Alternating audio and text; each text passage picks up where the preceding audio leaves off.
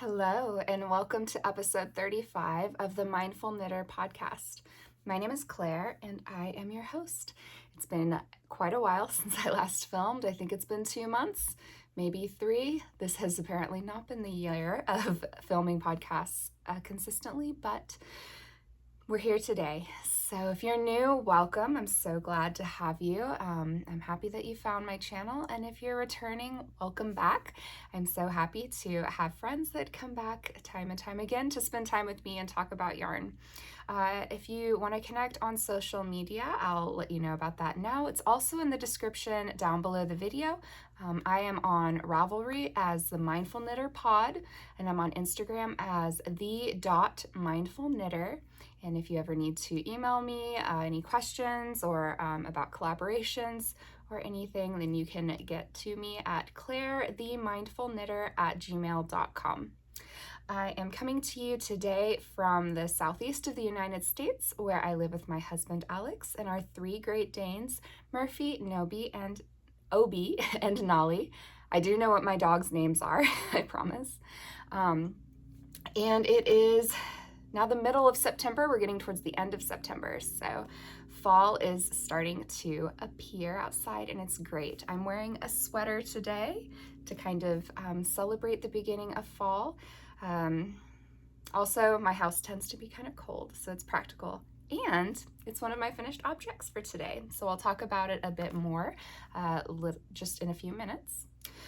Let's see, are there any other introduction type things to do? If you're new, this is a primarily knitting podcast, but I talk about crochet quite a lot too. And then also spinning. I do spin yarn. And then sometimes some other things as well, like natural dyeing, like natural yarn dyeing, sometimes some embroidery, just little like things here and there that are crafty and mostly fiber related, but the vast majority is knitting and crochet. So if that sounds like something that's fun for you, then I hope that you stick around. I've got a lot of finished objects to share with you guys today. Since it has been a couple of months, I've been busy, and I also was sick for for like a week and a half, and I got a lot of crochet done during that time. So I just have so many finished objects to share with you. I think we have 10 finished objects, and then a couple works in progress. And then maybe we'll do a little bit of chat too, some life update things. More life updates will be towards the end. I printed out my show notes today. Who even am I? I feel very prepared. But yeah, there were so many finished objects that I didn't want to lose track of anything. So I typed up notes and printed it out. Look at me go. And then you'll maybe notice, if you are returning, that the setup is a little different today. I decided to try to do some more natural light, so I've kind of switched the angle that I'm filming from, because I've got these pretty big windows right here, but they're from the side. So let me know in the comments below if this new lighting setup works for you guys, or if you prefer the old way, where I had the fluorescent lights on. I don't love the fluorescent lights. I don't think that it looks the best, but I also don't know if this is like bright enough, if you're gonna get good like color representation of things. So just let me know if this lighting works for you all, and I will take that into consideration for next time. I think that's all of the introduction type things. We covered social media, Instagram, Ravelry, and email. And then of course, if you need to get to any of that information, or if you want to look at any of the information about projects that I talk about today, yarn, designers, that kind of thing, all of that is also in the description down below the video. But I'm happy to answer questions too, if you happen to have any. I guess we'll just start with the object that I'm wearing, the finished object that I'm wearing. I'm very excited about this. This took a long time to knit, but it was very well worth it. This had actually been on my to make list for probably a year and a half. Finally actually made it this year, and I had this yarn set aside for it for maybe a year. So I am super happy with it. It is the Ginkgo yeah, it's just Ginkgo by Melody Hoffman. I knit the size medium, and the yarns that I used 2 yarns because I did pull from stash, so I was just kind of using what I had. 2 different bases, both Malabrigo, but one is Malabrigo Rios, and the other one is Dos Tierras, and both are in the Indiecita colorway. So same colorway, but 2 bases, Rios, which is a more like worsted kind of weight, and then Dos Tierras, which is maybe like a DK-ish weight. It's an alpaca blend, whereas Rios is, I think, 100% superwash merino. But they worked really, really well together. So let me show it to you. I always have to like, I really need a better setup for this kind of thing. I wonder if I can actually move my camera back a tiny bit. It gets a little wobbly when I do that, but you can kind of see it's not cropped. It like hits right at kind of like the hips, which honestly is not my favorite length normally, but I think that it'll work okay with this because I could wear it with high-waisted pants, or I could even wear it with like a longer tank top to kind of make up for that length difference, because I like things to either be long or cropped. I don't really like this right at the hips kind of thing because I've got some hips and that's not what I need my stuff like cut off at.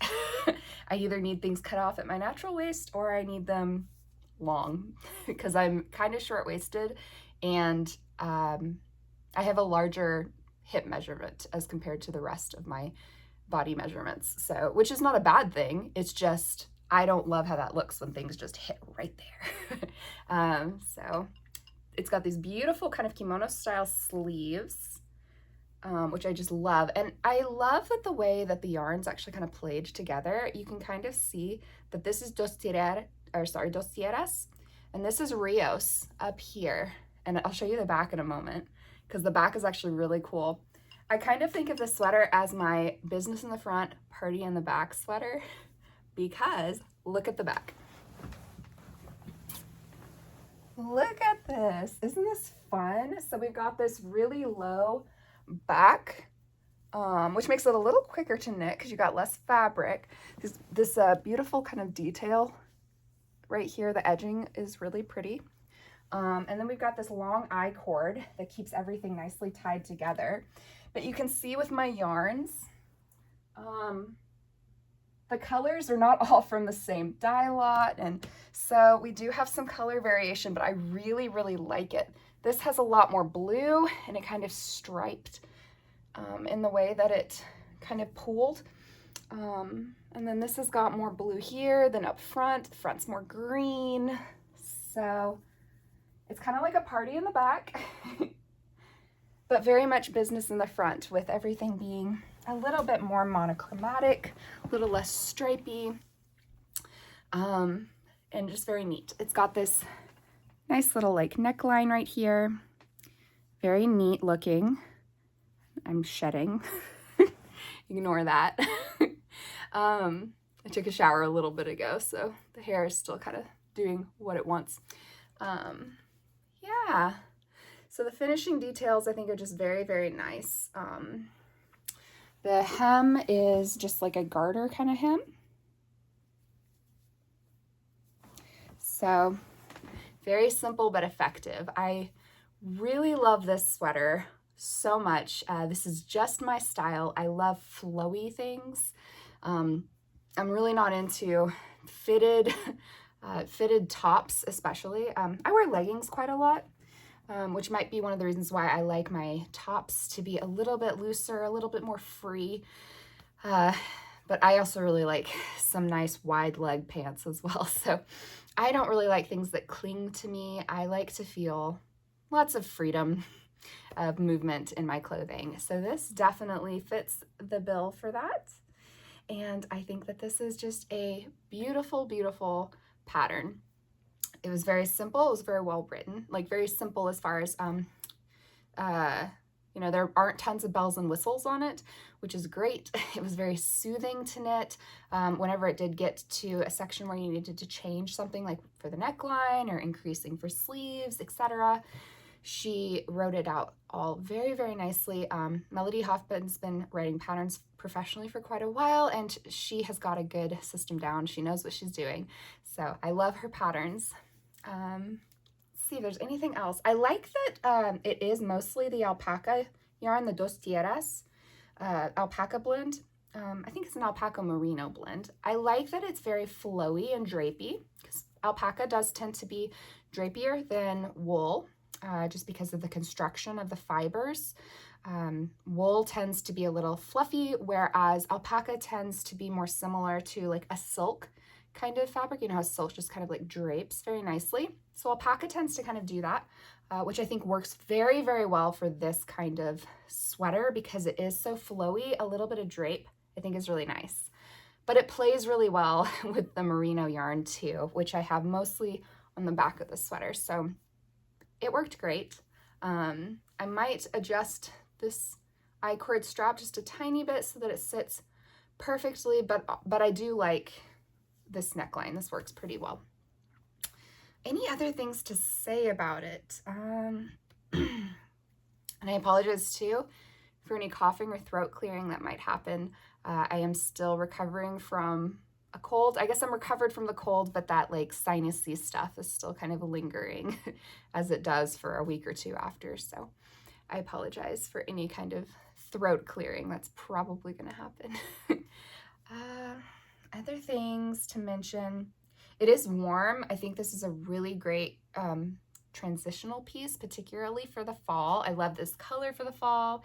It makes me feel like I am just wandering through the woods. While I was knitting it, I felt the whole time like I was just wandering through the woodlands, and with all of the greens and the blues kind of peeking out, like looking at the sky through the leaves of the trees. It's a beautiful yarn, and I think it's great for fall. The construction's really great for that transitional time because it is like open and airy, but it is it's a good density to the fabric. It's not see-through at all, but it's not particularly dense. So it's nice and breathable while still keeping heat in and being just very warm. It's got this nice open neckline here. So I would probably wear this in the depths of winter because it's a little too open for that. But as far as needing something to get a little cozy while it's starting to cool down, or even in the spring when it's starting to warm up a little bit, this just fits the bill. And really, like, look at the sleeves. They're beautiful. So I'm really excited about this one, if you can't tell. I've been wanting to knit it for honestly probably 2 years, and then I put it on my like to knit list like a year and a half ago. And this took me maybe about a month. It took me about a month to knit, I think. And I don't think I was knitting on this exclusively. I think I was working on some other projects at the same time. But it didn't take too long. As you can see, it's a lot of stockinette, but it is knit flat. It's knit flat and seamed together. Yeah. I had to like check the sides to look at my seams to make sure I'm not just making stuff up. It is knit flat and then seamed together. It's actually a very interesting construction. You kind of start with the front here, and then you do the sleeves are knit with the body, but the whole thing is knit flat. So you're just seaming up the sides and the sleeves, which is really neat. And that's why you've got this kind of continuous fabric here. There's no sleeve join. The sleeves are knit with the body of the sweater. And then you add the I-cord at the end. So a really, really fun construction, very intuitive. It just comes together so nicely. I think that her sample was originally knit in a cotton or a cotton blend. So again, it could work great for those transitional kind of seasons. But I did mine in wool and alpaca because I like those animal fibers in my yarn for the most part. So this is my Ginkgo. Could not be happier with it. It's going to get worn a lot this fall and probably a bit this winter too, on warmer winter days. But I think that's everything to say about it, other than I knit it to pattern. I did the needle size recommended. I did not make any modifications whatsoever. I just trusted Melody to kind of guide me, and she did a great job. but I also didn't really need any modifications for my size or anything, so, or what I was wanting as far as fit. I think that's everything for this. So let's go on to the next one. I've talked about this one quite enough. I have another finished top. This one I knit this, or I didn't knit, I crocheted this summer. And I almost wore this today, but I just really wanted to wear the Ginkgo. And also it's easier to show you the back and everything while wearing it. But I might wear this in the next podcast. This might not look like much, but when it's put on, it's very cute. It's also a little wrinkled. This is knit out of 100% silk. The yarn is from Knit Antics. Let's see. Knit Antics 100% mulberry silk fingering weight yarn, and the colorway was Pink Bubblegum. I did not use a pattern for this. I just chained a bunch of I guess I chained a bunch of stitches, and the number that I used was based on another pattern that I had crocheted for a sweater, the Marinier sweater by Sorella yarn. So I used that cast on number, or that chain number, but other than that, I didn't use a pattern, because you can tell all I really did was crochet 2 giant rectangles. And then at the top, I just did a little bit of a, like a mesh lace with some double crochets. And this fits really nicely. It's a very, as you can see, it's very drapey. A very drapey boat neck, light, airy, loose, flowy kind of silk top. And I've also got an end that I haven't woven in yet. Please ignore that. I made the back longer than the front, mostly because the 2 skeins were pretty different in, I think, yardage. You can tell that's a very big difference. But also, I am not always great at improvising crochet patterns. I'm much better at knitting without a pattern than I am crocheting without a pattern. So the front rectangle is a bit wider than the back rectangle is, which you can kind of see here on the sleeve portion. When I'm actually wearing this, it doesn't matter. It's not noticeable at all. So I was kind of worried about it as I was going and when I was putting this together. And I was noticing, like, these are not the same size. But I decided to just go ahead and do it anyway and block it. Blocked out great. It grew quite a lot, as silk tends to do, based on my understanding. And it just fits awesome. It's a great length for wearing with high-waisted pants. But I could also wear this with like a high-waisted skirt. It would be very cute. And it is a little... It's just like slightly gappy, but not tons. So, you know, I just wear like a skin colored bra or bralette under it. You could even wear a camisole under something like this, and I'm good to go. I could definitely wear a camisole with it if I was not going to wear something high-waisted, so that it made up for the slightly cropped front length. But I could also wear it slightly cropped and show a little midriff and be a little spicy. So I am very pleased with this. This was a great experiment. I didn't really know what I was going to use that silk yarn for. I knew I wanted to make a top, but that was all I knew. If you want a close-up of the yarn to see that bubblegum pink colorway, it's very pretty. It's just a light speckling of like these hot pinks. Kind of like a neon. Some of them are neon pink.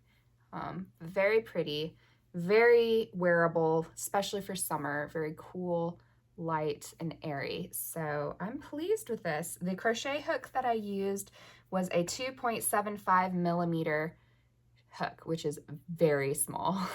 So it did take a while to make this, but all I did was lots of double crochets, just one over the other, and then at the top I did that double crochet kind of mesh lace, and that's it. So that was my improvised silk top for the summer. I'm gonna take a sip of water. I should probably have a cuter cup or something when I'm podcasting, but here we are. We're just going real, and I'm just using my normal water bottle that I would use at any other time. Alrighty. Still don't have my sock blockers down here. I don't know where they went. I don't know where they went. I'm sure this happens to other people. Well, I mean, the only thing I really use them for is for showing people socks on the podcast, so I don't know where I could have put them, but I'll try to find those because it's easier to show you guys socks when I've got my blockers. Anything else to mention about the silk top? I mostly knit as well while I was at the beach, which was really nice. So I've got that memory kind of associated. The silk was actually a little crunchy while I was working with it because I kept working with it on the beach, so it was getting all that salt air. There was some sand that came out of it when I blocked it, so fun, very fun time. So I'll always kind of associate that top with summer, partially because it's very wearable for the summer, but also just because I mostly knit it while I was at the beach, and on the beach. So the next project I have to share with you guys is a new pair of socks. These are very summery socks. These I'm calling my Aqua socks, Aqua shortie socks, I guess. The yarn is from Nanette Wake Studio. It's a one-of-a-kind colorway, and I want to say that it had something to do with Aqua. I think that's why I called these my Aqua socks, but I can't be sure. So I just did a heel flap and gusset, as you can see here. These are very bright, very summery. I think I did like 9 rows, 1 by 1 rib on the cuff, and I just did like an 1.5 inches of the leg, and then heel flap and gusset. One thing that I did do on these is I did a slip stitch on the ball of the foot. Someone suggested that I try this. Maybe it was Lavender Cottage. Maybe it was Lavender Cottage Yarns? Lavender Cottage Fiber Arts? I can't remember the name exactly. They have a podcast though. They have a channel on YouTube, so you can check them out. They're lovely ladies from Australia. I think they're the ones that suggested this, doing like a slip stitch. So this is what the inside looks like with those slip stitches. And it makes just this very, very pretty kind of mosaic kind of look on the outside. I think this is also how you do like an eye of partridge heel, I think, if I'm not mistaken. So I did that on both socks. I have not blocked these. It gives a cool look, but mostly it is for structure and stability because I have noticed that the ball of the foot on my socks does wear out a bit. And I'm hoping that having those slip stitches, because it does make the fabric like twice as thick, basically, because you have those strands from your slip stitches kind of sitting over your knitted fabric. So it creates like another layer of cushion and durability. I'm hoping that that will prevent me from having so much wear out in the balls of the feet. Part of it is also, I think, because I've been machine washing my socks and I have not been putting them in like a delicates bag. And I think they're getting caught on things in the washing machine because they're getting holes in weird places too, not just the balls of the feet. So I've started washing all of my socks in a like mesh bag that you'd put your delicates in the washing machine, and that seems to be working really well so far. Other things to mention, I knit these on US 1 DPNs. For my foot size, I do a 56 cast on, 56 stitches. Nothing else to really mention about these, I think, but they're very cute, very fun, very summery kind of shorty socks. I really like these a lot. I think they're very fun. Yeah, and I just popped in the contrast teal with another kind of one-of-a-kind colorway from Nanette Wake Studio. Super bright neon coral orange with like some hot pink in there as well. Oh, very fun. Very, very fun. Those were my summer socks. I think I knit like 2 pairs of socks this entire summer. This was not the summer of socks. This was the summer of tops. Because I've got my silk top. I've got this one. I showed some tops last week, and now this week I have another another top to show you. So this I also knit at the beach. I actually started this and finished this within, this is like a 5-day project. This took 1 skein of yarn. I told you guys I was going to cast this on last time. This is my Secret Summer Crop by Jessie Maed Designs. I did the DK version. It's so cute, isn't it? It took 1 skein of Yarn Snob DK in the Traveling Yarn Yogi custom colorway. I knit a size medium, and it blocked out great. So 1 skein really will do it. I know that this looks kind of small-ish, but it's supposed to be fitted. So I have not worn this a whole lot because, like I said, I don't really wear fitted things very often. But how cute is this, right? With like a long flowy skirt, or again with a high-waisted shorts or high-waisted jeans. Very cute. And the way that the pattern is written, you can kind of adjust these little strappies. So I decided to do just a very simple, like meet in the middle kind of thing, because I was hoping that that would help hold up the back a little bit, and it does seem to work pretty well. And then I like my straps to be pretty close. I don't like straps that come out. I don't want any chance of them falling off my shoulders because that drives me nuts. So I have some nice straps that meet right in the middle of the back. And yeah, Jessie Maed Designs are so thoughtfully written. This stays perfectly flat right here. Like the finishing on this is just so nice, I think. A very smooth transition up to this flat I-cord strap. We've got these great kind of like, this is a rib up here. So this all stays nice and flat. And then we've got the rib at the bottom as well. Just a 1x1 rib. Yeah, there's a fingering weight version of this and a DK weight version. And again, I did the DK weight version, and this is a free pattern. This is a free Jessie Maed Designs pattern on Ravelry. So if you need a cute, not even summer, you can layer this with, how cute would this be in the fall in like a beautiful autumnal color or beautiful neutral, and to wear it with some long, again, high-waisted pants or high-waisted skirt, and then you can throw on like a flannel over it and have it open, or you could throw on like one of those really cute just like fall jackets over it. How cute would that be? So this is a very summery colorway, so I probably would not do that with this one.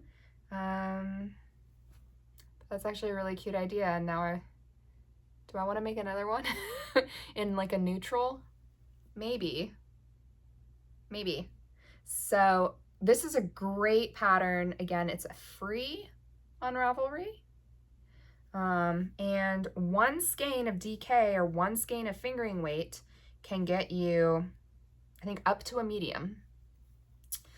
And then I think for the sizes like large and up, I think that it's 2 skeins. But I mean, that's not bad for like a full, garment. It's a garment that doesn't really cover tons, so you're not making tons of fabric, but you get a full garment out of that. So that's awesome for a 1 skein project, or even a 2 skein project. So this was super fun. I didn't make any modifications to it. I just knit it as written, and it worked great. I love it. Pardon the coughing. Let's see. Next thing, we're just zipping through. Today is just very finished object heavy. This is mostly finished. The only thing I have to do is the very final finishings on it because I need to put some buttons on this, which I haven't done yet, but I wanted to go ahead and show it to you.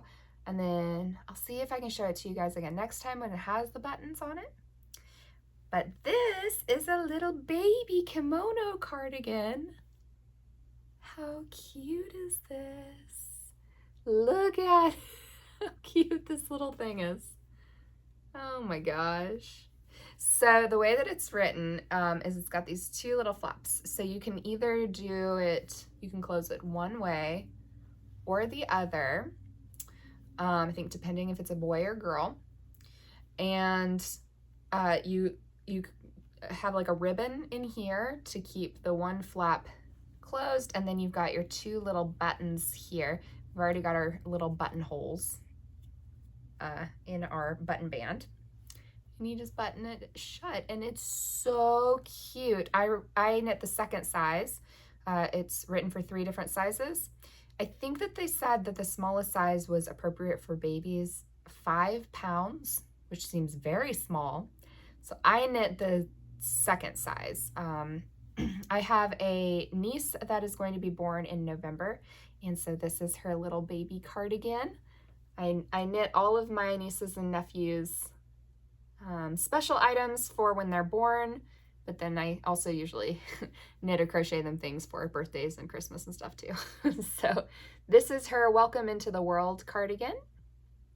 And the yarn that I used for this was, I'll see if I can find out exactly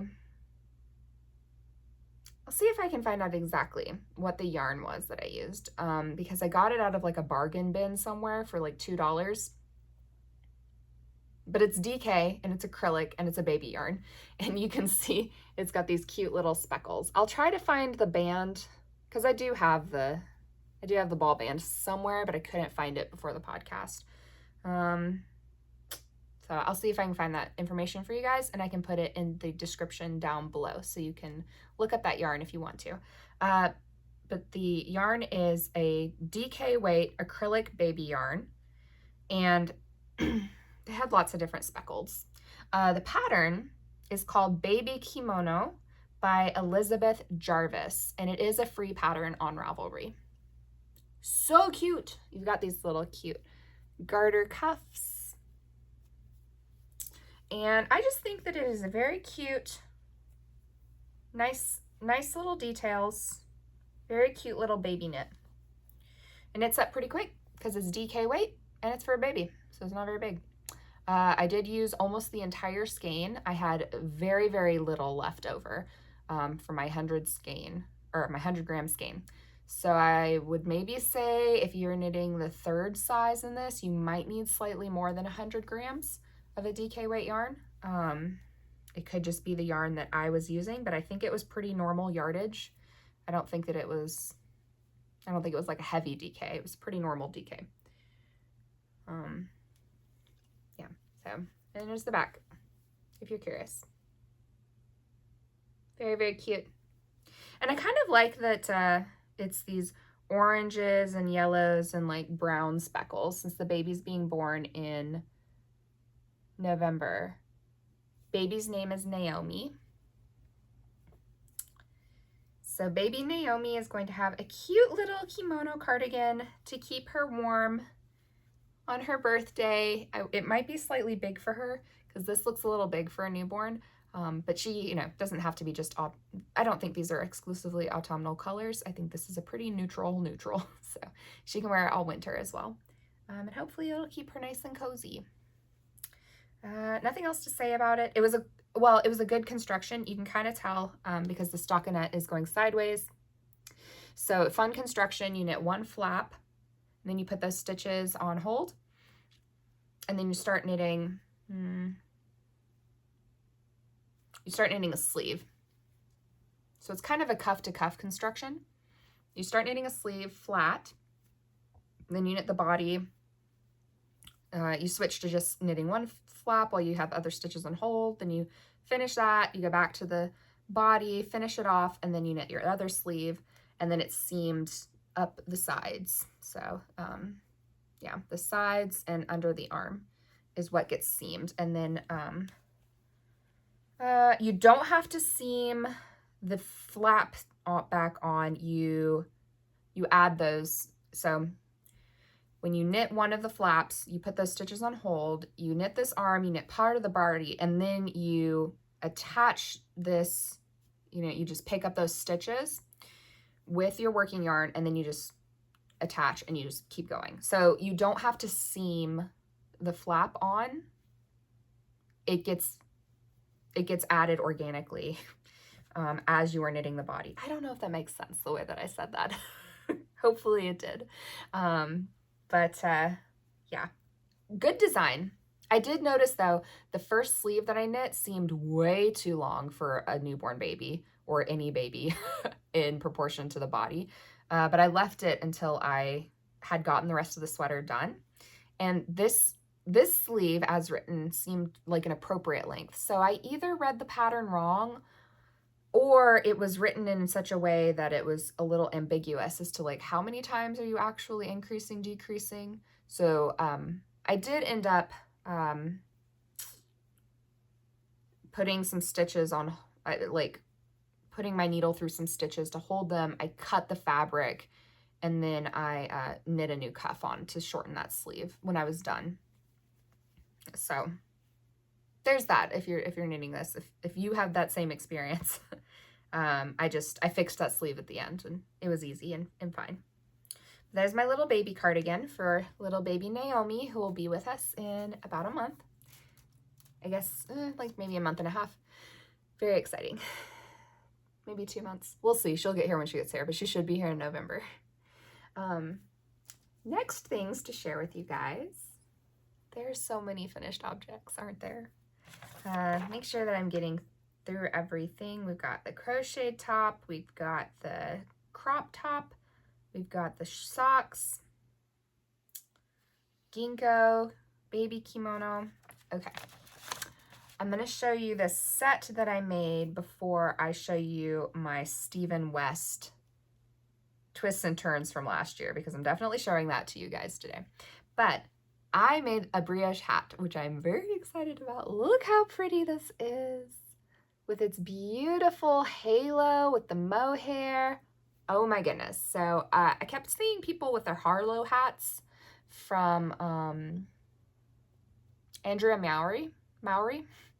And I looked at knitting a Harlow hat, but then I decided that I wanted to do DK. And I think that you can do a DK version of the Harlow, but I didn't, I think, realize that at the time. So I wanted to do a DK brioche hat. I did not want to do brioche and fingering weight, because brioche already takes me a little bit longer than just straight knitting anyway. So, and I can be a little impatient.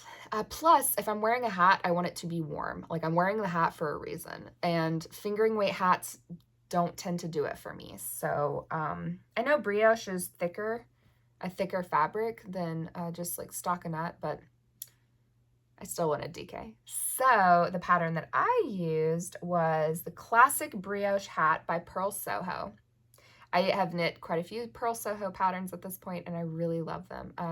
This is a free pattern, as a lot of Purl Soho's patterns are. So classic brioche hat. I knit the adult small, and the two yarns that I used were this beautiful, beautiful, subtle, variegated yarn. It's got like these beautiful pale mint and a periwinkle, super pale blush pink. I don't know if that shows up on camera very well. Very, very pale blush pink. And then like this pale lavender. These are very subtle colors, so I don't know if they're coming across great. But that yarn is a single ply fingering weight yarn by the Wandering Flock, and it's the Mother of Pearl colorway. And my contrast color is a Knit Picks, the Knit Picks mohair, in just their lavender purple colorway. I can't remember the name of it off the top of my head, but I think it's lavender or something like that. Yeah. And, you know, the inside of the hat looks like looks like this with the mohair more prominent, but I wanted the more prominent color to be my single ply fingering weight, and I just wanted that halo to kind of be like my background color. So do I want to put it on and risk? Sure, we'll put it on and risk messing up my hair. Who cares? Oh my gosh, the bangs. So I don't usually have bangs. I'm growing my hair out right now from a pixie cut. So I don't really know what to do with the bangs. That's fine. So yeah, here is my, oh my gosh, it's fun, isn't it? Oh, this is fun. Okay, so we've got a little slight slouch going on. I did not block this. Since it's brioche and since it's a hat, I just didn't really feel the need to block it. But this is cute. So I can wear it like a little bit more back and a little slouchier. And if I really wanted it to be bigger and slouchier, I could always block it. This is cute. I feel like Peter Pan right now. I don't know why. So I could wear it back a little bit more if I wanted, or if I need it cozy and I need to bundle up, I can wear it up here. My bangs are all up in my eyes. I can't see. But yeah, super cute. So cute. And, okay, so in addition to this, I still had quite a bit of yarn because I held the fingering weight double, and then I held, I actually used more yarns with this than I noted. So I didn't just hold the mohair double, I held the mohair double, and I held it with a strand of a like lavendery purple fingering weight yarn that I had from Stash. So it's this beautiful merino and cashmere and nylon blend from Fuzzy Peach Fibers. Beautiful yarn. It was like a one-of-a-kind colorway that I got from a club from her. So that, and the reason that I did that is because the mohair was not showing up as much as I wanted to. It wasn't as dense, and the purple wasn't popping as much as I wanted it to, so I did hold it with that fingering weight just to give it like a little bit more body in between for the little brioche ribby bits.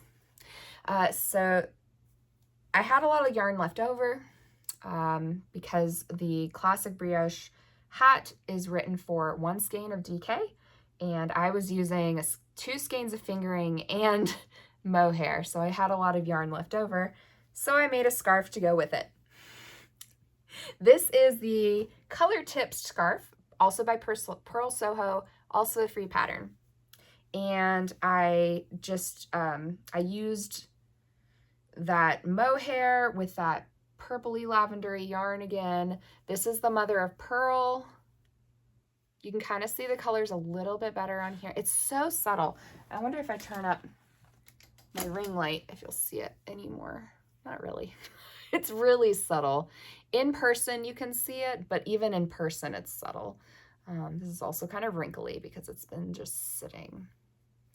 But this is a fun little scarf. It's got these 2 points on the end, and you can make it as short or as long as you like, of course, because it's a garter scarf.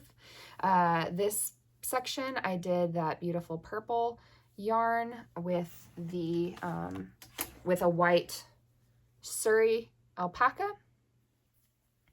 And then for this end, this is a purple, but we're getting closer to a periwinkle with this color, which I really like because the mother of pearl does have like a very light periwinkle purple in it. This is the Lana Grossa Setasuri Big, and the color is 511. So I just kind of color blocked this to kind of use up as much as I could, and got a cute scarf. So I can, you know, wear it like so, or if I want to double it up, I can do that because it is long enough to double up. If I was going to double it up, I would probably do this end here and then wrap it like, yeah. And then I could always kind of like tie these little like ends together in a cuter way than that, but that's where we are at the moment. So lots of different ways I could wear this. I'm obviously not putting tons of effort into it right now. I could put more effort into it. You could do the little what do people call, is this a French tie or a French knot or a French something? Maybe it isn't French. Maybe I'm just making stuff up. I don't really know. But lots of different ways I could wear this. I'm not doing it well right now, but you get the idea. And very, very cozy because I've got mohair, I've got Suri silk, I've got the merino, and I've got some cashmere in here. So warm, versatile. Oh, my hair is a lot right now. Okay. It's good that I've got like the little screen that I can look at so that I don't just do the rest of the episode with crazed hair. All right, that's mostly normal again, as far as I can tell from the tiny screen. But I was really excited about this because I really wanted a very cozy, soft pastel-y, and I do love these like really soft purples. I love purple, but I really love soft, like lavenders, periwinkle purples, dusty gray purples. So I'm definitely a purple person, but very specific purples. I like soft purple. This beautiful icy lavender with this beautiful like mother of pearl situation that we've got going on. That's just perfect for me. And then I like my little color tip scarf to go with it. Super fun. So this will get some good use this winter, I think. Very, very cozy. And one of the reasons that I wanted to do this project as well is because I've got some mohair in my stash, but I am a little sensitive to mohair. I don't really break out in a rash or anything, but wow, there's fuzz everywhere now. There is fuzz on my face. That's what happens when you work with fuzzy yarn and then you put it on your head. Oh my gosh. Oh, okay. That might be in my eyes for the rest of the time. That's fine. I'm a little sensitive to mohair, so I don't want to put it like on my neck or on my body or basically next to my skin.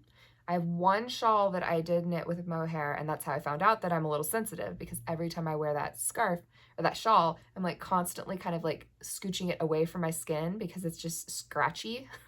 And I don't think mohair is scratchy for most people. Like I think it's only scratchy if you're kind of sensitive to mohair. So it feels scratchy to me. So I'm not going to knit or crochet or make anything else with mohair that's touching my skin. But a hat is fine because it's on my head. So my hair is cushioning me, keeping me from being scratched by that mohair. And as far as like my forehead and stuff, well, right now I've got bangs, so that kind of helps a little bit. But it doesn't really seem to bother my forehead, and maybe because it's like pressed to my head, it doesn't bother my ears either. So I think since it's not moving around on my skin, it's not annoying my skin. At least that's my theory. It seems to be working well with the hat though. And then the only mohair that I put on this is right at this end. So this end is going to be on my clothes, not on my neck.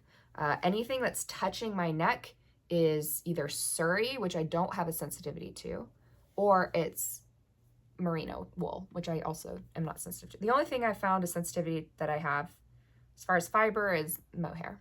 So that's how I'm using the mohair in my stash.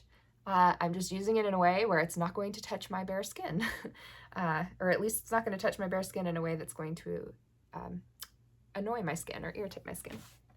So if you've got a mohair sensitivity, but you have some beautiful mohair in your stash that you do want to use, maybe try like a hat or like an outerwear thing, or maybe use it on a part of an accessory or even a garment. If it's an outerwear garment, it's just not going to be touching your skin, because I love the look of mohair. Like I love fuzzy, and that color is beautiful. And I really didn't want to get rid of it. I wanted to use it, and I think I found a good solution. So next, let's talk about my Stephen West MKAL shawl that I made for last year's MKAL. MKAL season is coming up. It's just a couple of weeks away, so let me grab my twists and turns. It's over there. I forgot to bring it over here. So don't go anywhere. I'll be back in about 5 seconds. I'm sorry that I'm abandoning you, but it really is just right here. Okay, and now I'm back. So I did my very first Stephen West mystery knit along last year, the 2022 Twists and Turns shawl knit along. And that was an adventure. I did not finish my shawl in the month of October. Many people didn't, many people don't, and that's fine. And Stephen West is just such a lovely, he seems like such a lovely person. He doesn't put any pressure at all on anybody during this MKAL to finish it like in the time frame. There's not really a real time frame. It's just if you like the challenge of doing the shawl in the month, then like hooray, have fun. But a lot of people don't. They're either slower knitters or they just don't like that time crunch, etc. So I'm one of those people that I just don't knit that quickly. You know, I have a full-time job. I'm a doctoral student. I can't. So I did not finish that shawl in the month of October, and that's fine. I didn't finish it until like a month ago. I wanted to finish it before this year's MKAL, but I knew that it took longer than I thought. I thought that I would finish it by like December. No. It kept getting put on hold because I kept getting kind of frustrated or losing interest or whatever. But let me show it to you because I'm so pleased that I finished it and I'm really, really happy with the final result. So here is my Twists and Turns shawl. Isn't she lovely? I think she's beautiful.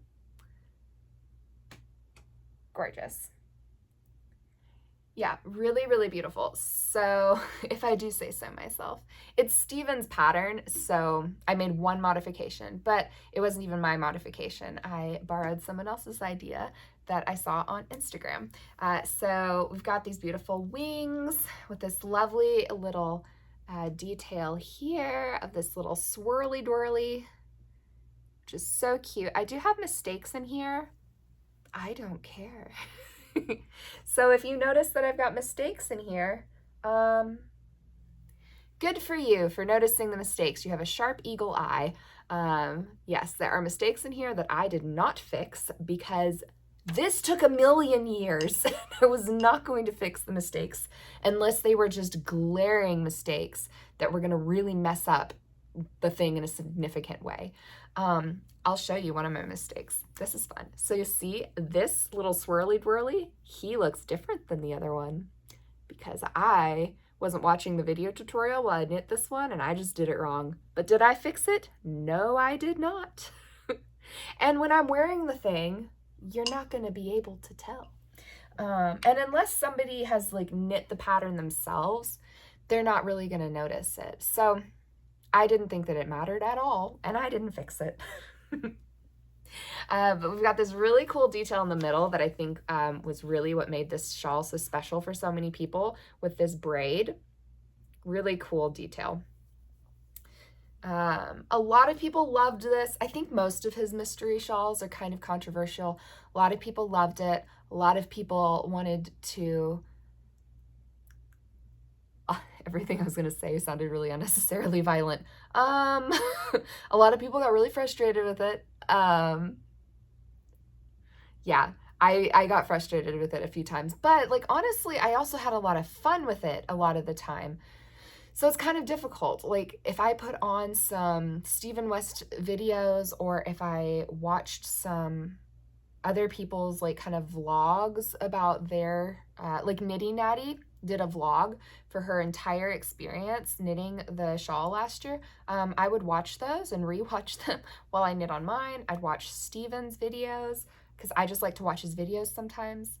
I actually notice if I'm kind of in a funk, there are a couple of YouTubers I can watch that always make me feel happier. So like if I'm having kind of like a sad day or I'm kind of hormonal or I'm just having a rough time, if I watch Stephen West's videos, I will feel better.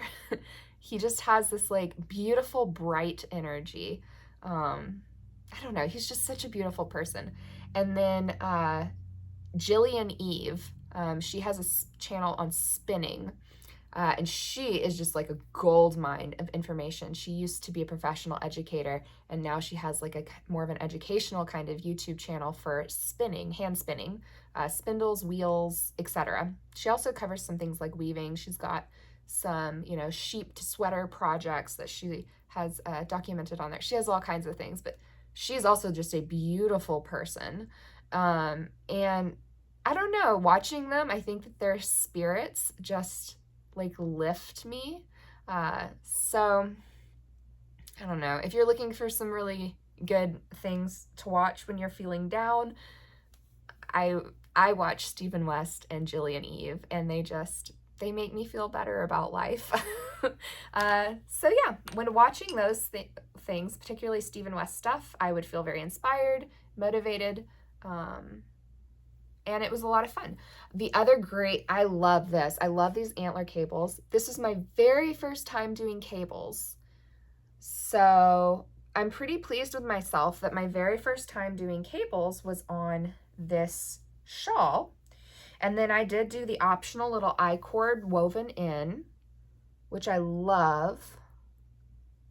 I just think this is beautiful. And then the modification that I made was I did this shell scalloped modification instead of more chevrons, because I was not knitting more chevrons. There was you couldn't have paid me to knit more chevrons. So I did this beautiful scallop detail with like an accented I-cord edge in the pale color. So beautiful, so beautiful. And do I have the information? I'm going to add the information for this modification to the details down below. I think that I have a project page for this on Ravelry, and I do think that I had the information for this modification on there because I got it from, like I said, another maker. I saw her version on Instagram and I followed it until I found her Ravelry page, and she has written instructions for this scalloped finish on there, and it was really well written. She did a great job. It's like a twisted rib, as you can see. I mean, it looks like a twisted rib, so you can tell. Yeah, and then the beautiful little I-cord edge. Yeah, she did a great job with her, not just with her design, but then also she wrote it beautifully, so that a lot of us did this modification. The yarns that I used were mostly from Hobby Lobby. So the brown color is Zahara, and the pale pink with the little blue speckles is, I think, Flamenco. And both were Hobby Lobby Yarn Bee colorways, 100% superwash merino, fingering weight yarn. I had a lot left over, actually. I did not use 2 full skeins of each. Yeah, all to say about that. I don't know if they're available anymore. And then the bright neon pink is Nanette Wake Studio. And Nanette Wake Studio is an indie dyer who has an Etsy shop, and I use quite a bit of her yarn. So if you've been around for a while on the channel, then you've heard her name dropped a lot. I like her yarn. It's very soft, and she does a beautiful job with her colors, and her colors don't bleed ever. At least they haven't for me, and I've just had great luck with her yarn. So here it is in all of its beautiful glory, my Twists and Turns shawl by Stephen West. This was the 2022 MKAL shawl. So I think that might actually be it as far as what I'm going to share with you guys for finished objects. I do have a couple more, but I think I'll save them for next time, partially because I would like to film another episode sooner than what I have been doing. Maybe in the next 2 weeks. I was kind of on a every 2 week filming schedule for a while, and that was working great. So I'd like to get back to that. So I'll save these finished objects for next time, and I'll move into a little bit of knit chat. I'm going to start by talking about the Stephen West mystery knit along that's starting in 2 weeks, just because we're already kind of on that topic. But then I'll share with you some works in progress, and then a very, very cute acquisition that was a gift that one of my friends gave me when they went to Australia. So I'm gonna grab this real quick again. Please don't be mad at me. I was mostly prepared with my typed and printed show notes, but then I was unprepared in other ways. So the Stephen West mystery knit along this year. Let me know in the comments below if you are participating. I would love to know what your plans are for it this year. What my plans are is I'm going to be a very active spectator. And if you guys would like to do a little like unofficial miniature kind of like knit along with me or make along with me for this, I've already got a couple of knitting friends that are going to do this with me. So if you want to join us, then let me know, and then we can set up like a little Ravelry group for it. We can maybe even put up a little hashtag on Instagram so that we can all kind of be a community and share projects around it. And then I think it'd be even fun to do like 1 or 2 Zoom calls for knit nights as well in the month of October, because I loved participating in the MKAL last year, but it also stressed me. It stressed me out. I have to like censor what I say sometimes on here. I cuss more in my day-to-day life than what my channel portrays. So anyway, it stressed me out, and I just don't want to have that pressure again. Even though the pressure wasn't coming from the MKAL, it wasn't coming from Stephen West, it wasn't coming from anybody. It was just there, and I still am not entirely sure why I felt that pressure. So I don't really know what to do about it as far as preventing it this year. I also, even though I love my mystery shawl and I'm very proud of it and I'm going to display it in my craft room, it's not one I really foresee myself using much, and I'm the type of person who really likes to use the things I make. That's the main reason that I make things. Well, no, I love the process of making them. So first and foremost, I'm very much a process maker. But I love having the finished objects so that I can use them, because I love having a handmade wardrobe. So that's a shawl that I don't think I'm going to get tons of use out of, even though I love it as a memory, as an experience, as a piece of art. And I'm going to display it as the piece of art that it is.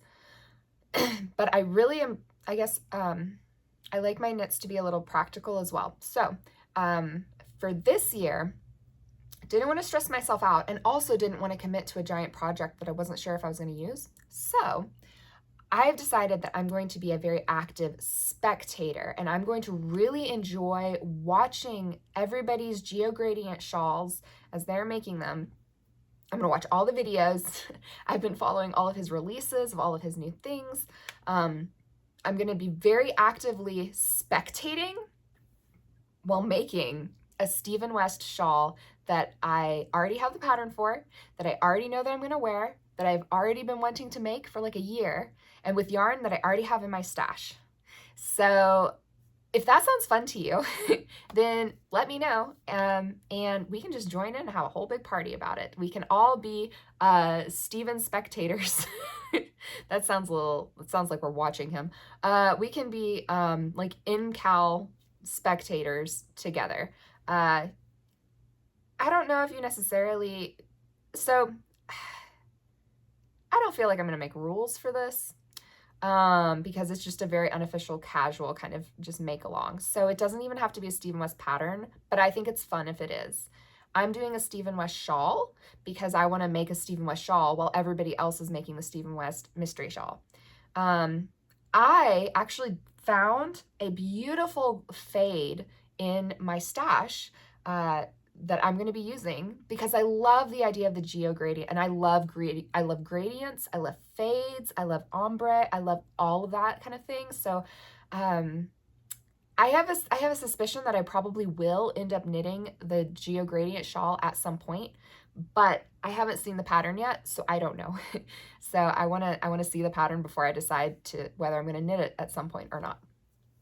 But I want to join in the fun of knitting a beautiful gradient while everybody else is knitting their beautiful gradients. So what I found was, this is crinkly, so I'm sorry for that. But I have the West Knits Best Knits book. This is number one shawls. And the pattern that I am going to be making is the dotted rays. So this is his beautiful dotted rays shawls. It's been out for years. A lot of people have knit gorgeous versions of this shawl. You can see like there's a beautiful like colored version with striping. It's a very kind of simple, lots of garter, but with these beautiful like little eyelets. So I love that. And it takes about 200 grams of yarn. I think there are two sizes. So there's a small and a large. I'm going to be doing the smaller version, I think. It's 720 yards. So yeah, I'll do the smaller version because I honestly don't really love gigantic shawls. Well, I love them as far as like, I think they're beautiful, but I don't use them very much in like my wardrobe. I have a hard time styling them. Sorry, the fuzz that's in my eye. Oh my gosh. I have a hard time styling shawls that big.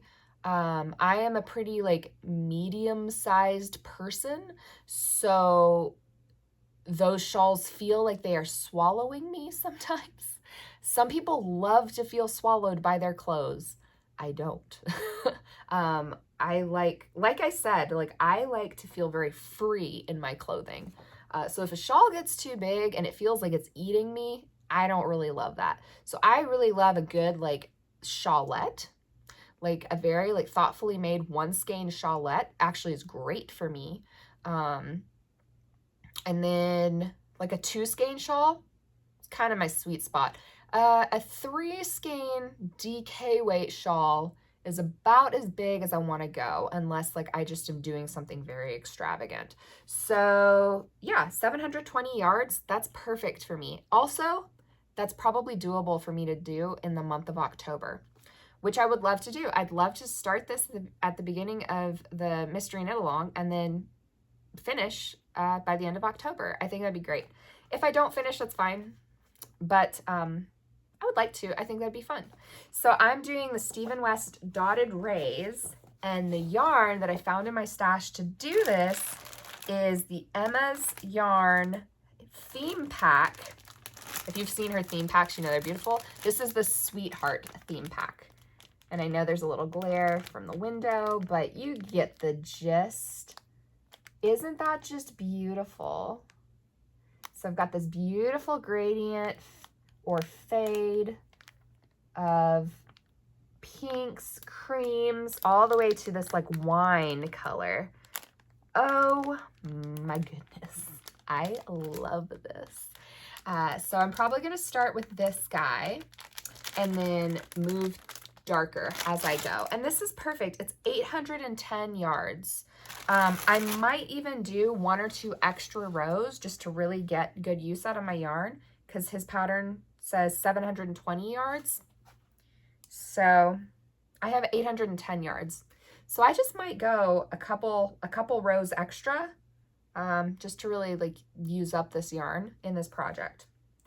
And I'm super excited. So I am not knitting the Geo Gradient Mystery Shawl, but I'm going to watch everybody make theirs and I'm going to cheer them on and I'm going to have so much fun watching their projects take form while I am knitting my own Gradient Stephen West shawl. That's a pattern that I know that I'm going to like. I know that it's going to be soothing. It's garter stitch and eyelet. Like, that's not going to stress me out. That's just going to be very soothing as I watch everyone else freaking out. And I'm going to do it in a beautiful, beautiful gradient. So I'm stash busting as well.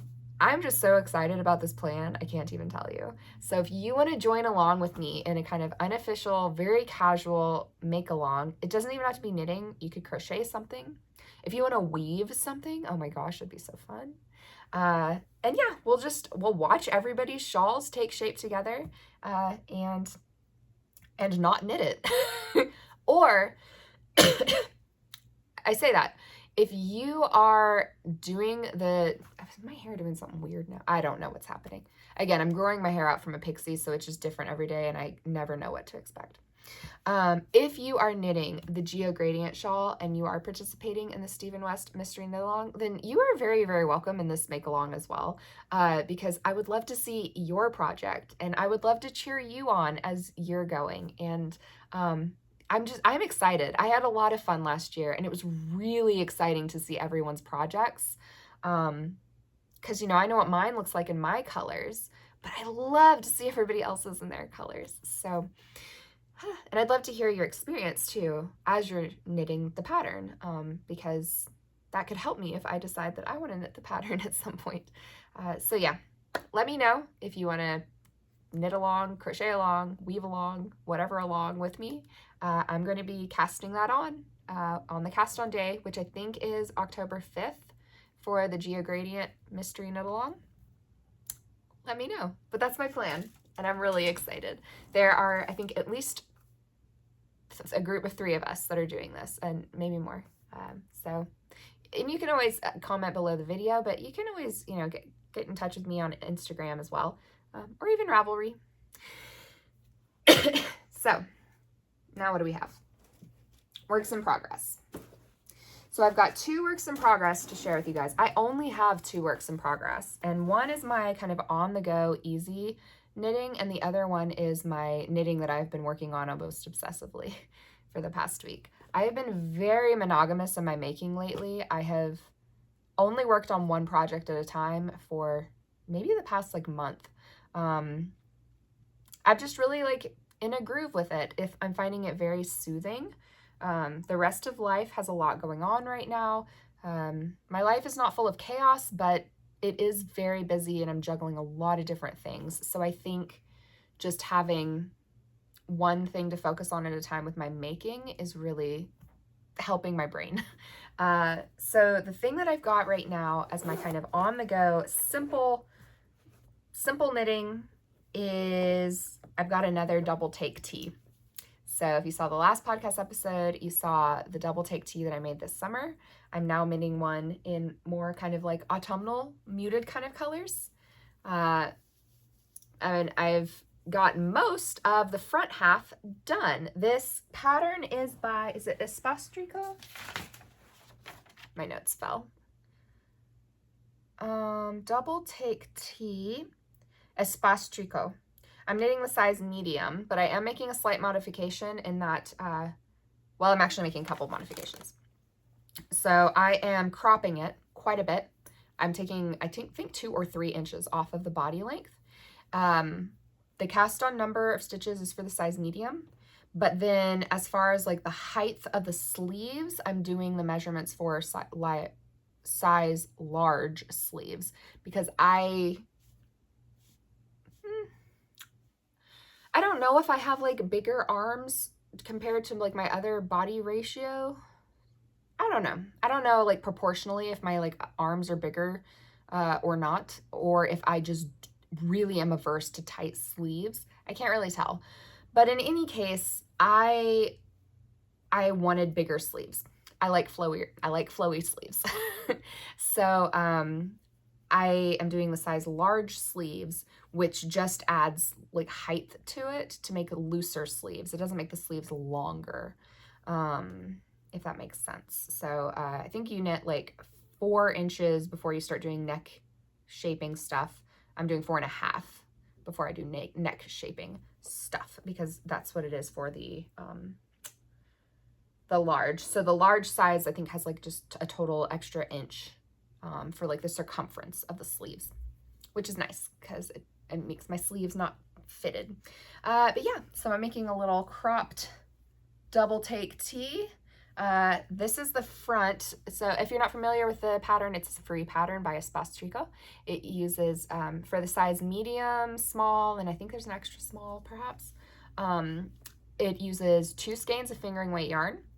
And the way that the pattern is written is one side is 1 skein of yarn and the other side, which is knit exactly the same as the front side, is another skein of yarn. So you have 2 sides. It's a 2-sided shirt that you can wear either way because both sides are knit exactly the same. Very clever pattern. The way that they do the ribbing on the neckline uses both yarns. It holds them double, so the neckline coordinates and looks very seamless all the way around. So it's a really clever pattern.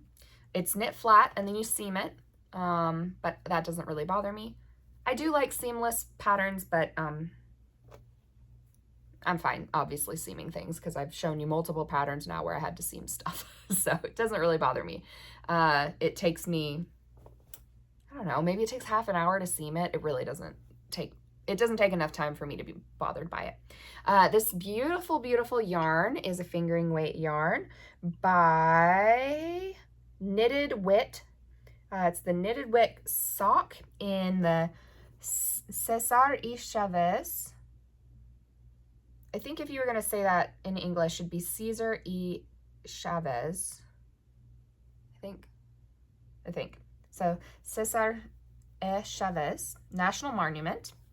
This is, in their National Monument and National Park line of yarns. So beautiful, beautiful kind of muted rainbow. It's just gorgeous. And then my second color is, this is Urban Girl. Yeah, Urban Girl Yarns, fingering in City Slicker. And it's showing up a little bit more vibrant on camera than in real life. It's not quite that vibrant, but I mean, it is a nice slate gray with these beautiful bright pops of color. So that's gonna be one side, and I've got my rainbow on the other side. And I'm really excited about it. So yeah, I can wear this on the front or I can wear this on the front. I was super excited about it, which I've already said, I know. But I've still got quite a bit of yarn left in this ball. I'm getting close to separating for the neck on that. So yeah, just very easy. I think it's knit on size 6 needles. Yeah, US 6, so 4mm needles. And it's just easy going knitting.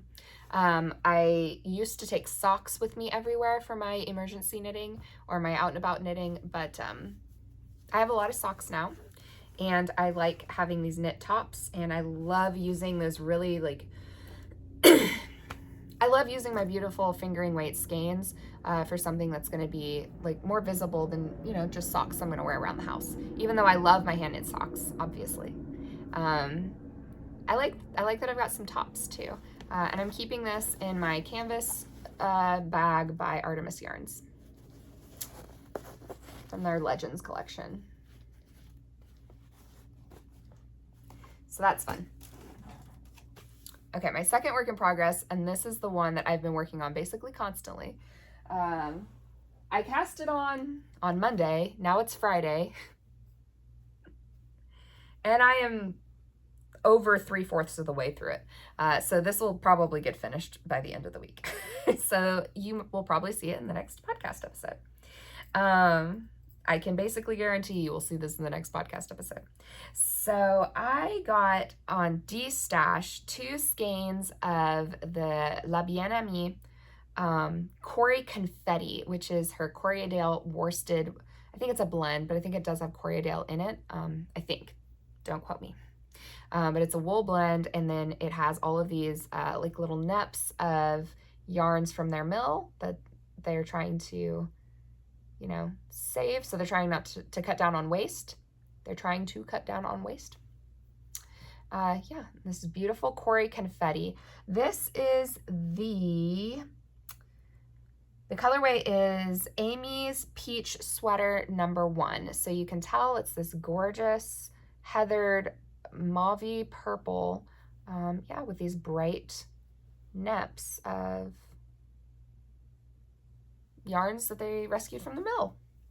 And then the pattern that I'm making with this, I thought about doing brioche originally, and I was originally going to do like a brioche hat and cowl set, but then I kept seeing all of these really big cozy shawls, and I wanted one, and I think at one point I probably will do a big brioche shawl. but I just really didn't want to commit to brioche right now. And brioche does tend to hurt my hands. So my hands have been hurting a little lately anyway. I didn't want to make that worse. So instead of doing brioche, I decided to do a ribbed shawl. This is the Cozy Shawl by Jennifer Evans. It's a free pattern on Ravelry. And here is what we have. This is technically the top, and it's just like a broken rib. So it'll be a big triangle. We have this lovely little spine down the center. And when it's blocked, you'll be able to see this beautiful broken rib pattern. Just nicely, yeah. Oh, that actually shows up pretty well, I think. Yeah, so I think this is gonna block out beautifully. And it's just gonna be this giant cozy shawl. I am using 2 skeins of this Corey worsted. And I think that the pattern calls for like about 300 yards, 300 grams. I can't remember the yardage, but I think it's about 300 grams of worsted weight. And I think that she does fingering and suri held together for hers. And she might hold the fingering double and then hold the suri with it. I'm not sure. It actually wasn't very clear. But other people's shawls on the project pages have just been beautiful. This pattern seems to work really, really well for a number of yarns. So I think it's going to be gorgeous on this Corey worsted or this Corey confetti. Just a happy and very cozy and very squishy shawl, because any kind of rib is going to, be squishier than a stockinette. And this broken rib is pretty squishy. Yeah, I just think this is going to be lovely. It has been a joy to knit on. The yarn itself just texturally feels really fun and nice.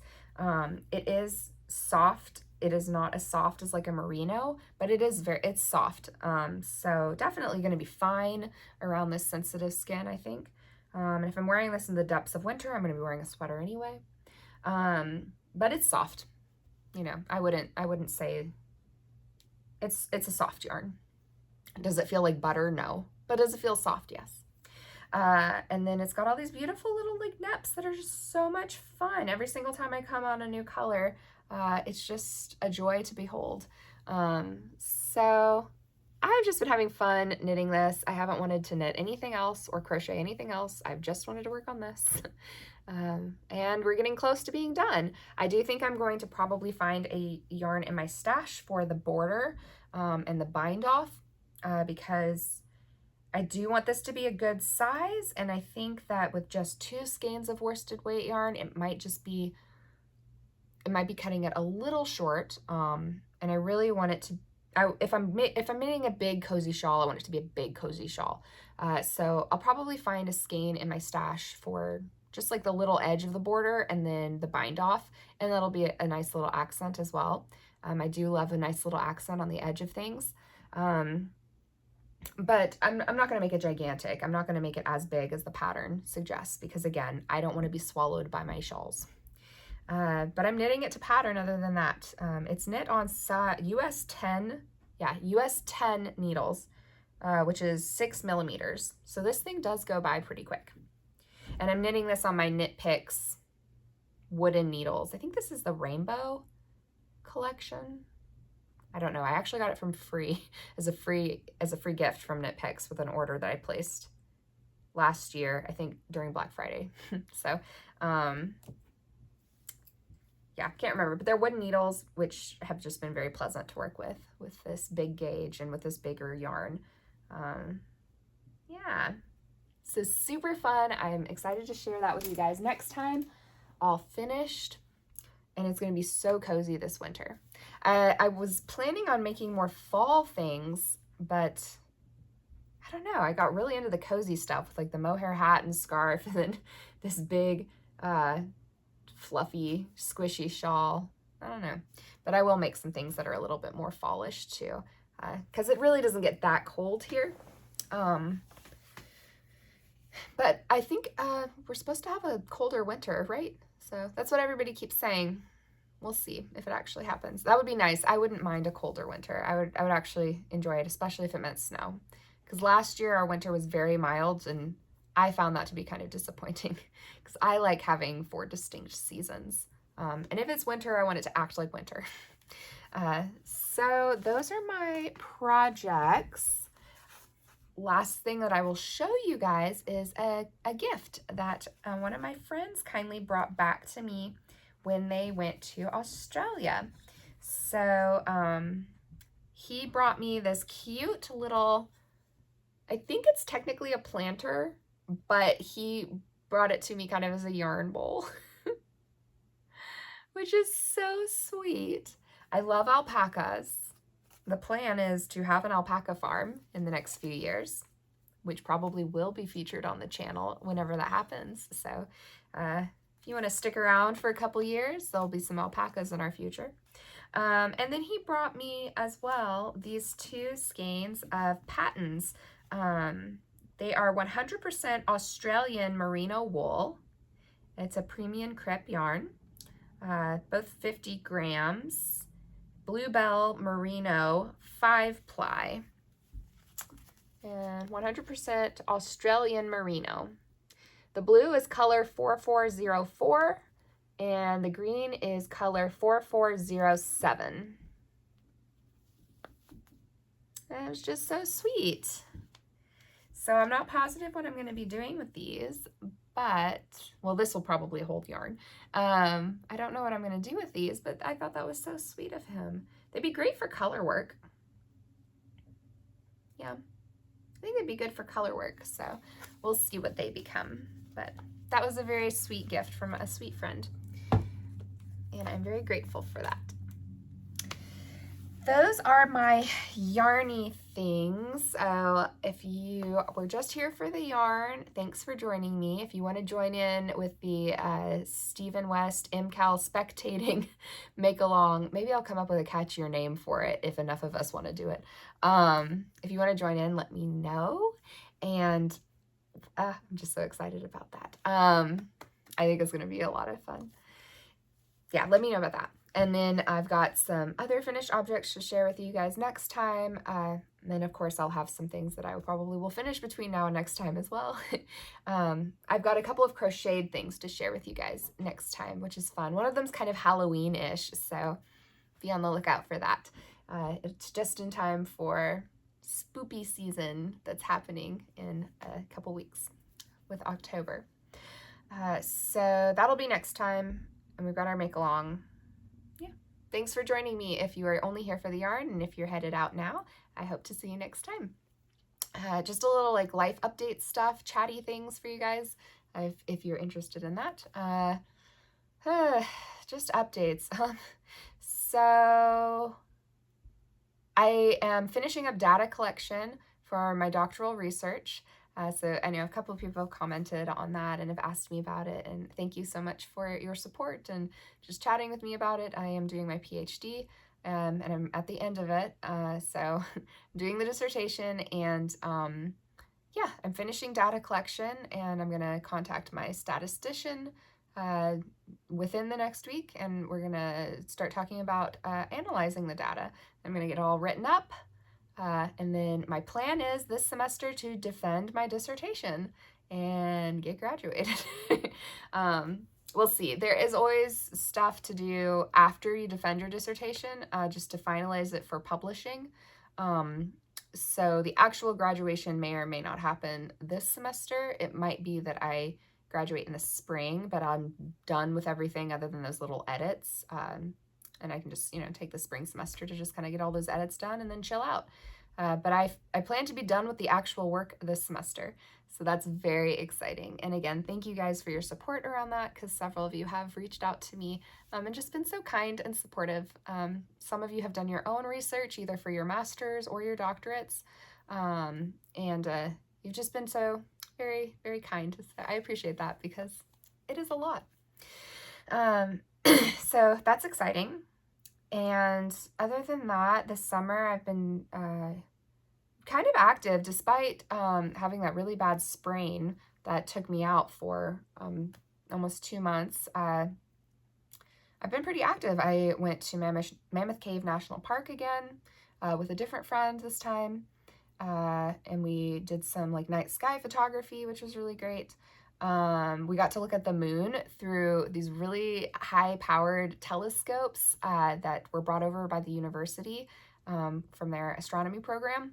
So that was amazing. I'd never gotten to see the moon in that way before. So that was very cool. A couple weeks ago, I went to Hot Springs National Park in Arkansas, which was awesome. Got to do the hot springs, like the pools, the heated pool things that have the spring water, like the bathhouses. That's what they're called. Got to do the bathhouses, got to do some hiking, got to see some beautiful architecture.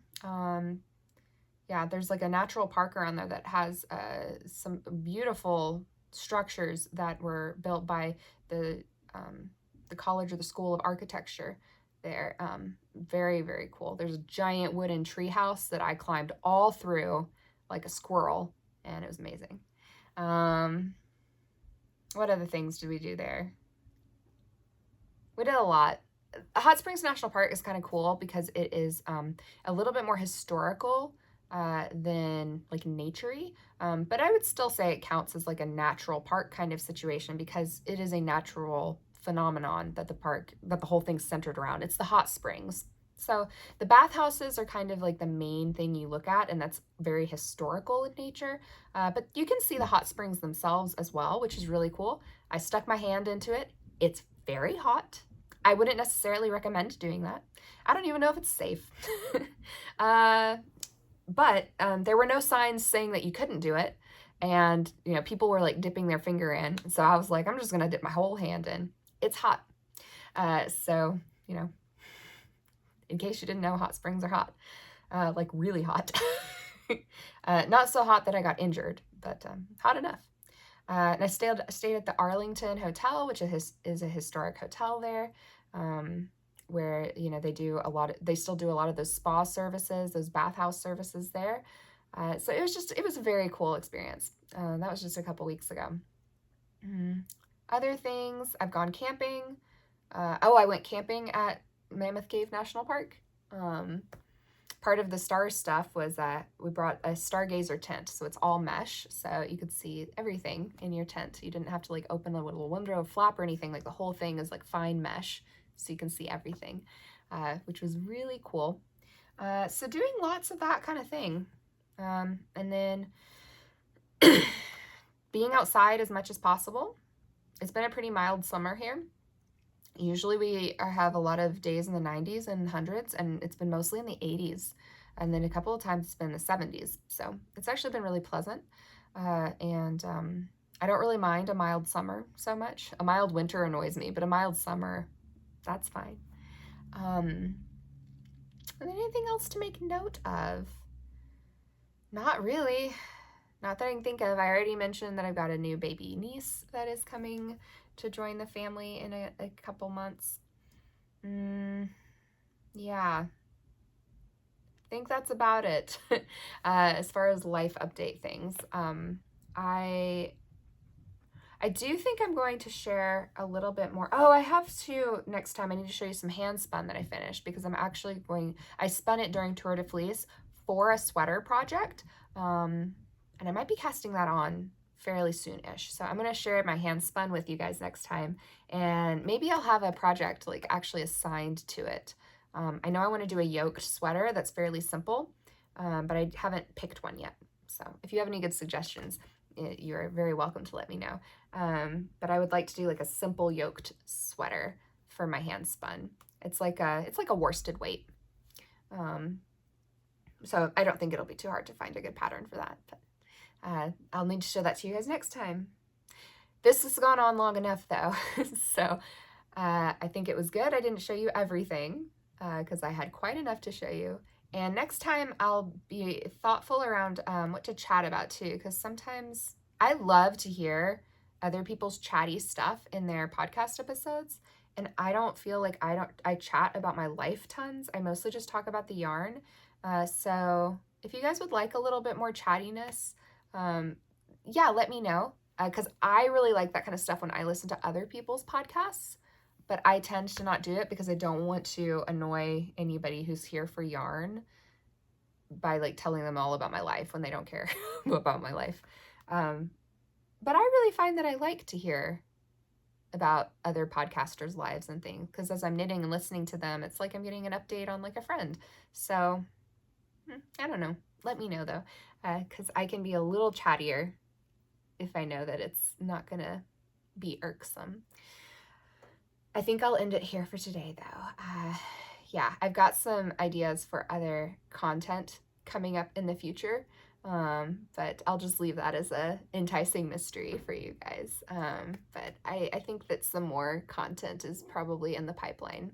I've been a little quiet this year just because I've had so much going on between work and research and travel and adventures and a really active social life, which I'm grateful for. But I'd like to start doing some more content again. So thank you for joining me. I, as always, was so happy to hang out with you and to talk about all the yarny things. I love yarn. So I will see you guys in the next video. I hope that you have a great rest of your day or evening, and happy crafting. Bye.